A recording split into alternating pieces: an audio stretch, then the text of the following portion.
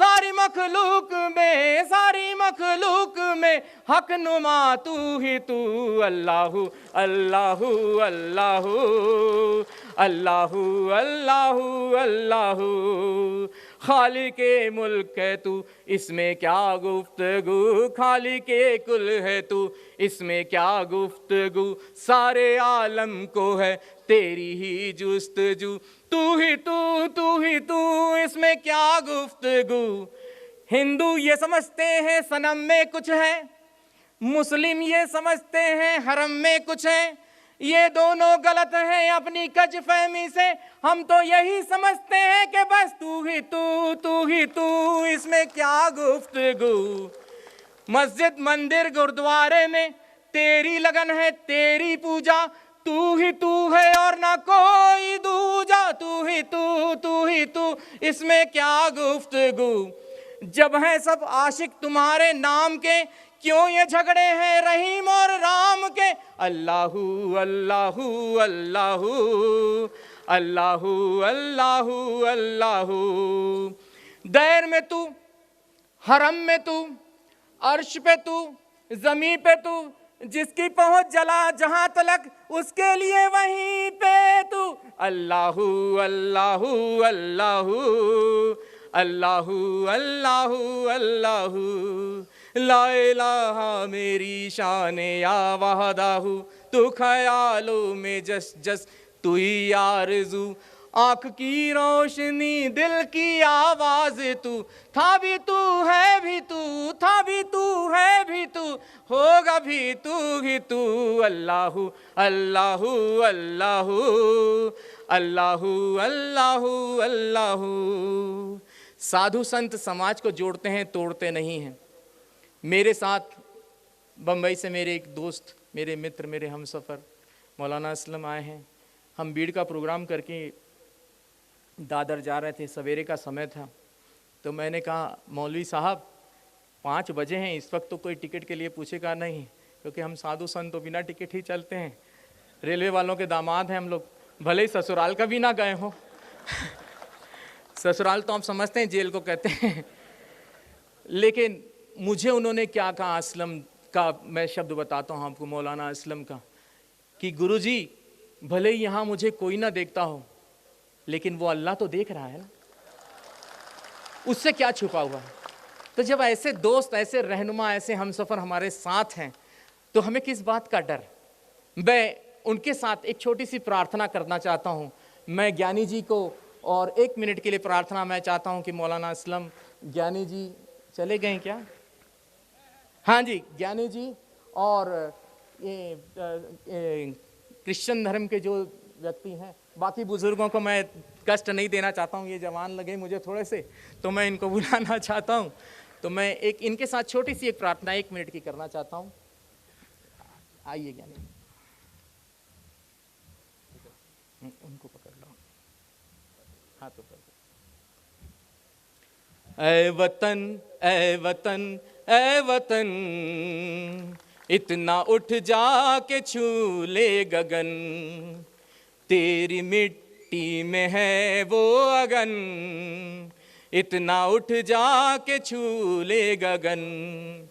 हो अलग ही छवि इतना मासूम हो अलग ही छवि इतना मासूम हो, तेरे ही नाम की जग में एक धूम हो, तू बने इस जहां का चमन, इतना उठ जा के छू ले गगन।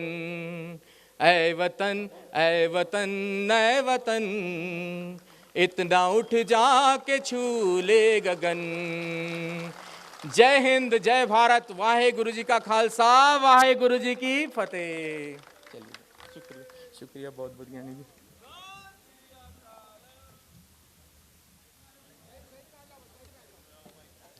मोहतरम बुज़ुर्गों और दोस्तों, बड़ी प्यारी प्यारी बातें आप सुन रहे थे और इस तरह मुतवज्जे थे कि वक्त गुज़रता जा रहा था और हम सबको एहसास नहीं हो रहा था।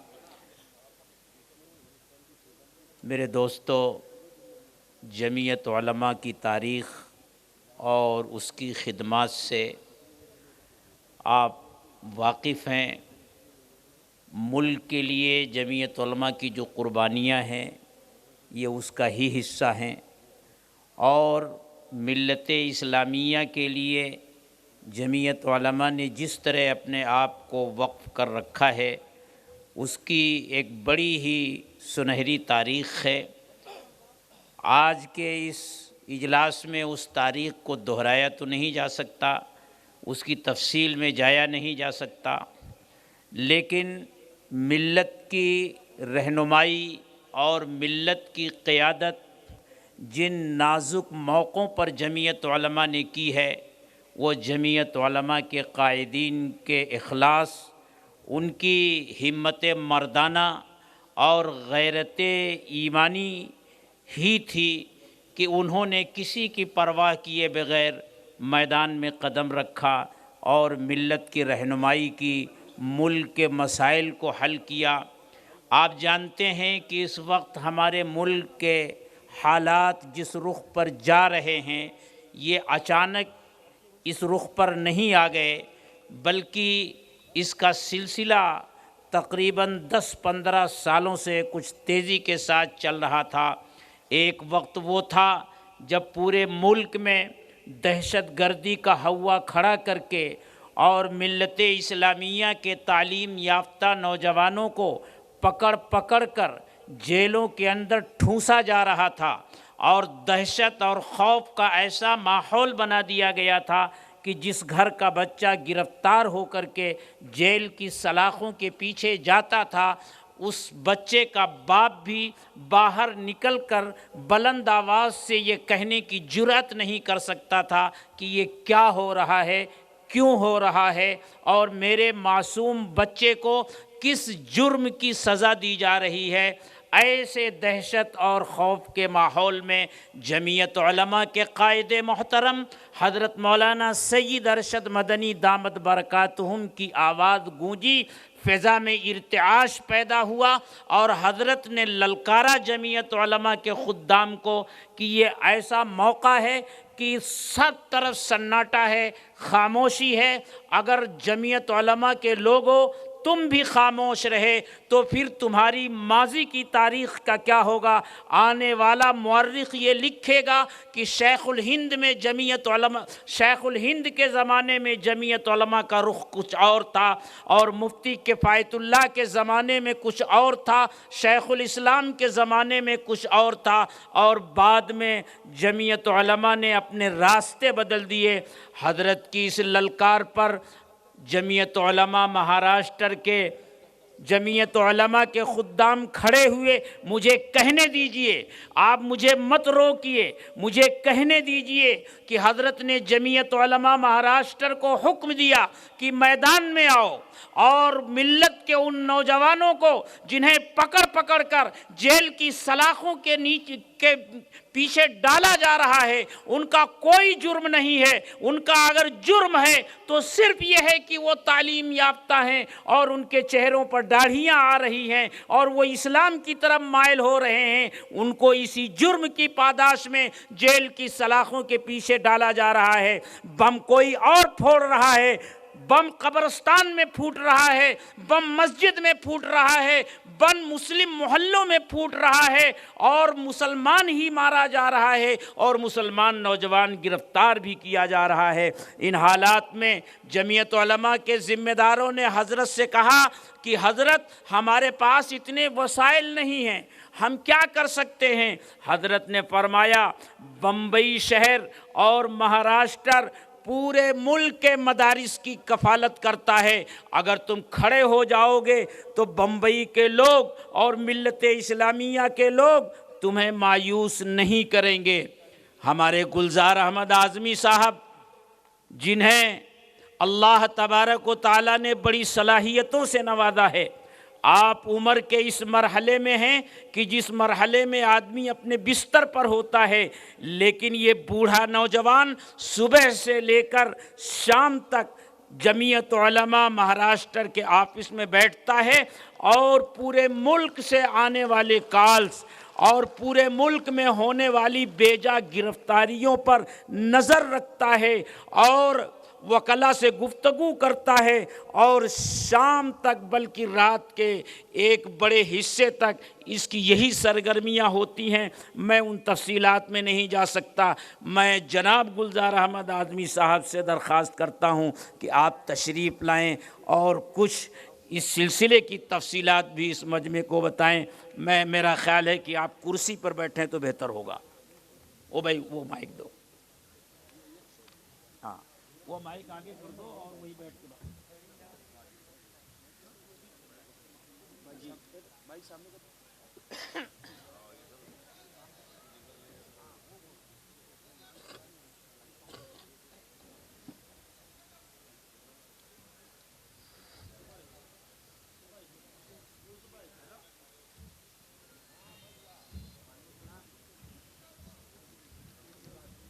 अरे भाई वो खड़े नहीं हो सकते। 42-43 साल की उम्र है, वो 82 साल। मैंने उनको नौजवान कहा तो उम्र भी मेरे जहन में कम हो गई। 83 साल उम्र है, वो खड़े होकर तकरीर नहीं कर सकते। तमाम तारीफ अल्लाह के लिए। सदर इजलास, दानिश्वरान कौम, उलमाए किराम, रऊसाए उम्मत, मेरे नौजवान साथियों, ये जलसा कौमी यकजहती पर है और मुझसे ये कहा गया है कि मैं जमीयत उलमा के परचम तले बेगुनाह मुसलमान नौजवानों के मुकद्दमात के सिलसिले में जो कोशिशें करता हूँ उसका कुछ तज़किरा हो जाए। मैं बात यहाँ से शुरू करूँगा कि वैसे तो मुसलमानों की बम धमाकों के इल्ज़ाम में गिरफ़्तारियाँ 2001 से शुरू हो चुकी थी।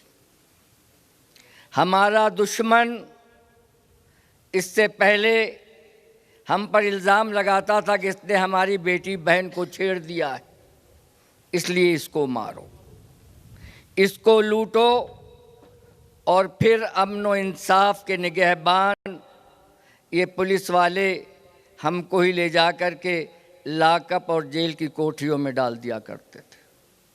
मैं तो ये कहता हूँ कि इस मुल्क में 65 साल में मुसलमानों ने जो जुल्म बर्दाश्त किया है, कोई दूसरी कौम होती तो या तो वो अपना मज़हब बदल देती या अपना मुल्क छोड़ देती।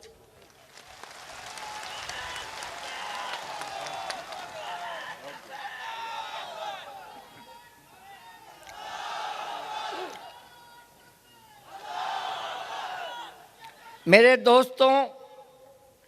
दोस्तों और बुज़ुर्गों, मैं बात अपने सूबे की करूँगा।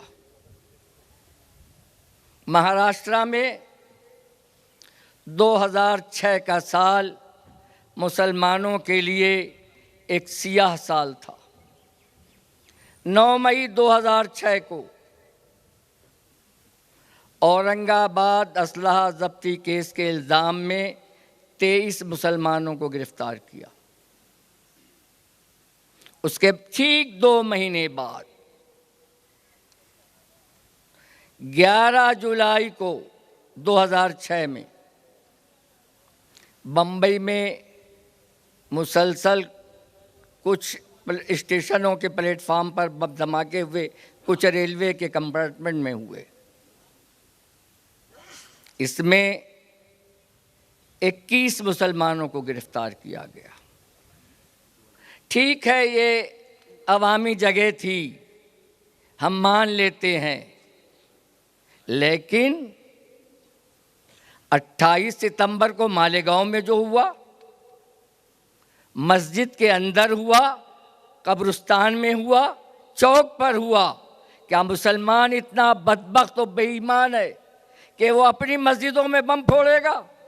लेकिन उसके बावजूद भी मुसलमानों को गिरफ्तार किया गया। वो लोग परेशान हाल थे। मैं अभी पूना की बात नहीं कर रहा हूँ, मैं जमीयत उलमा ने कहाँ से काम शुरू किया उस पर आप रोशनी डाल रहा हूँ। मौलाना हलीमुल्लाह साहब ने कुछ इशारा किया है। मैं बता दूं कि 43 मुसलमान जिनका कोई पुरसाने हाल नहीं था, इनके लवाहिकीन ने बम्बई में कुर्ला में हज़रत मौलाना से मुलाकात की और ये फरमाया कि निचली अदालत में हमने मकोका को चैलेंज किया, हम हार गए। हाई कोर्ट में हमने उसको चैलेंज किया, हम वहाँ भी हार गए। और हम अपनी तंगदामनी का ये कहना चाहते हैं कि हमने हाई कोर्ट के वकील को 3 लाख रुपए में तय किया था, लेकिन उसकी 3 लाख की फीस भी हम नहीं दे सके। वो एक क्रिश्चियन एडवोकेट था, उसने कहा जो देते हो दे दो। 2,40,000 रुपए में वो मान गया। हाई कोर्ट का, सुप्रीम कोर्ट का मसला था। सुप्रीम कोर्ट में ब्रीफ तैयार करने के लिए 10-10 लाख 15-15 लाख रुपया खर्च होता है। उसके बाद ब्रीफिंग होती है और उसको सुप्रीम कोर्ट में पेश किया जाता है। अगर आपकी दरख्वास्त, आपकी अपील मंजूर हो गई तो ठीक है, उसके बाद जितने दिन मुकदमा चलेगा उतने फीस बढ़ती जाएगी वकला की, और नहीं तो इसी पर बस हो जाएगा। इस सिलसिले में हिंदुस्तान के साबिक वज़ीर कानून और मेरे दोस्त शांति भूषण, उनसे बात हुई। उन्होंने कहा ठीक है आइए हम देखते हैं। सवाल ये था कि अब वो पैसा पहला कहाँ से लाए जो ब्रीफिंग तैयार हो जाए। शांति भूषण तो तैयार हो गए हैं बात करने के लिए। मैंने हज़रत मौलाना से कहा कि वो 8 लाख रुपए का खर्च है। मौलाना ने फरमाया उन लोगों के सामने कि भाई मैं जमीयत का मालिक नहीं हूँ, जमीयत का खादिम हूँ। अपनी वर्किंग कमेटी में रखूँगा, मेरी वर्किंग कमेटी उसे मंजूर करेगी तो ठीक है, और नहीं तो भाई मैं तो कुछ नहीं कर सकता। कुछ दिनों के बाद हज़रत मौलाना का हुक्म आया कि गुलजार उठो, अल्लाह का नाम लो, काम शुरू करो। मैंने कहा पैसे शुरू करने के लिए 8 लाख चाहिए। अबू आसिम आज़मी साहब ने 4 लाख देने का वादा किया है, 4 लाख हमको देना है। मेरे पास तो एक पैसा भी नहीं है। आपने 4 लाख रुपए मुझे दिलवाए और 8 लाख रुपए वकील की फ़ीस देकर हमने अपनी अपील को दाखिल किया है। और उसमें उस वक्त के हिंदुस्तान के नामवर वकील शांति भूषण जी, सुशील कुमार जैन जी, और आज के अखबारात में आपने एक नाम पढ़ा होगा डॉक्टर राजू धवन का, जिनको माँ बहन की गाली दी गई है परसों। ये हमारे मुल्क की उन फ़िरका परस्तों की तहजीब है। उन्होंने माँ बहन की गाली दी है आपके पटियाला हाउस कोर्ट में राजीव धवन साहब और उनके साथ जो लोग थे। खैर वो बात है। 14 पेशियाँ हुई हैं, 7.5 लाख रुपया यौमिया। सिर्फ वो अदालत में आ जाए, आपका मुकदमा चले या ना चले। 14 पेशियों में आए, 1 करोड़ के करीब उनका मेहनताना हो जाता है, लेकिन उन्होंने हमसे 25 लाख रुपए लिए। इस तरीके से जितने वकीलों से हमने बात की, अल्हम्दुलिल्लाह हमारी अपील एडमिट भी हुई। उसका एक फ़ायदा हमको मिला। शाहिद आज़मी मरहूम जो इस मुकदमे को देख रहे थे और पूना के लोगों को ही मेरे पास शाहिद आज़मी मरहूम लेकर आए थे। शाहिद आज़मी ने कहा कि इस मुकदमा अगर हमारा दाखिल हो जाता है तो दो में से एक फ़ायदा हमको होकर ही रहेगा। पहला फ़ायदा तो ये है कि अगर मकोका हट जाता है तो ये सब ताज़ीरात हिंद के तहत मुकदमा चलेंगे और किसी को 5 साल, किसी को 4 साल, 3 साल में मामला ख़त्म हो जाएगा। और अगर ये नहीं होता है तो कम से कम 3-4 साल सुप्रीम कोर्ट में ये मुकदमा ज़ेरे इल्तिवा रहेगा। इस दौरान मुल्क के हालात तब्दील होंगे, गवाह कुछ ज़िंदा रहेंगे, कुछ मर जाएंगे, उसका फ़ायदा हमको। और हुआ फ़ायदा। 28 सितंबर 2006 को मालेगांव के जिन 8 लोगों को गिरफ्तार किया गया था, सबसे पहले उन्हीं के मुकदमे की समाअत शुरू हो रही थी, जो सबसे आखिर का मुकदमा था। लेकिन सुप्रीम कोर्ट में जाने के बाद जब 10 में फैसला आया कि इसको निचली अदालत में चैलेंज करना, उस वक्त तक असीमानंद गिरफ्तार हो गया। मैं आजहानी हेमंत करकरे का भी मशकूर व ममनून हूँ। पासबा मिल गया काबा को सनम खाने से। हमारी पेशानी का दाग हम उस तरह साफ नहीं कर सकते थे जिस तरीके से हमारे पेशानी के दाग को हेमंत करकरे ने धोया है। उसने कहा ये फौज में रहने वाला कर्नल पुरोहित, ये मठ में रहने वाली साध्वी प्रज्ञा सिंह और वो मेजर, यही असल मुजरिम है। ये गवर्नमेंट के असलाह खाने से बम का मादा लाते हैं और लोगों में तकसीम करते हैं और बम फोड़वाते हैं और मुसलमानों पर इल्ज़ाम लगवाते हैं। हमारे मुल्क के कुछ लोगों को उस बाहिम्मत, ईमानदार, शरीफ शख्स की ये बात पसंद नहीं आई। फिर वो हुआ 28 नवंबर को बम्बई में जो बम ब्लास्ट हुए होटलों में, उसमें उसको मरवाया गया। मैं इसलिए कहता हूं कि मरवाया गया कि उसके जिस्म पर जो जैकेट थी उसमें से कौन सी गोली अंदर जाके उसके सीने पर लगी है, वो जैकेट आज तक नहीं मिलता, जिससे मालूम होता कि ये पाकिस्तान से आए हुए लोगों की गोली है या हिंदुस्तान के किसी इंसान की गोली है।